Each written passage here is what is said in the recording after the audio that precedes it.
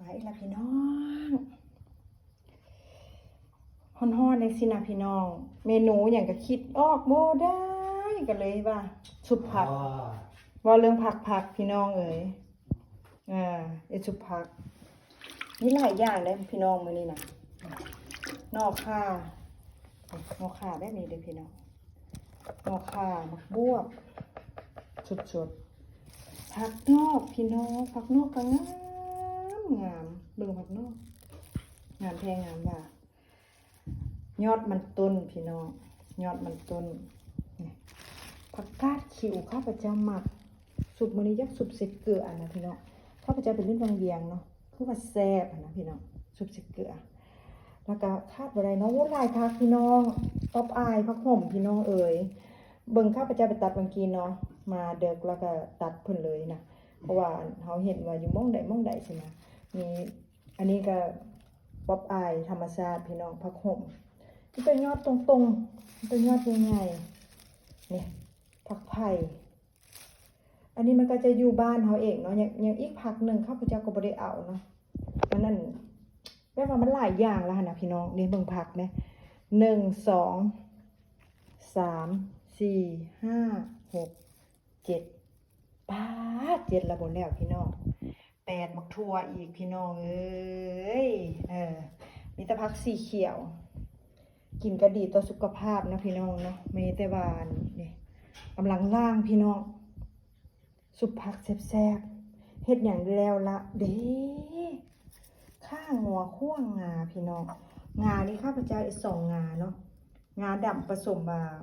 งาขาวคลุกเคล้าคั่วเรียบร้อยตำเรียบร้อยแล้วพี่น้องนี่มีแต่งาดำมันก็บ่แซ่บมีแต่งาขาวมันก็บ่เวิร์กข้าพเจ้าใส่2 งาเลยรักพี่เสียดายน้องก็เลยนำ2เลยพี่น้องนี่คั่วงาแล้วตัวนี้ก็นี่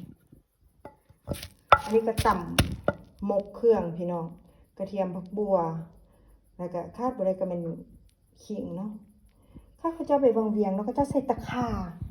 พี่น้องก็จะใส่ตะข่าเกือบเป็นหนัวโอ๊ยแซ่บแฮงข้าพเจ้าก็ว่าสิเฮ็ดแบบนั้นได้พี่น้อง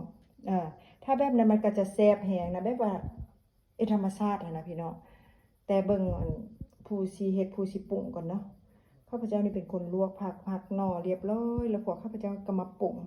สิบอกเพิ่นว่าใส่เกือบเป็นหนัวที่ฮะใส่เกือบเป็นหนัว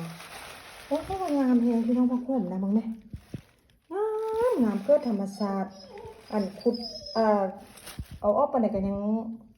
มีหลายนะพี่น้องอยู่ส่วนของข้าพเจ้าเองเด้อผักธรรมชาตินี่เด้อนี่กำลังล่างพี่น้องตรงนอกขาก็อ้วบเนาะพี่น้องเนาะแล้วก็นอกแม่นอกขาก็ได้งามอันนี้ก็สดๆนะพี่น้องนี่สดๆคนผักนอกแล้วผักนอกก็สดๆงา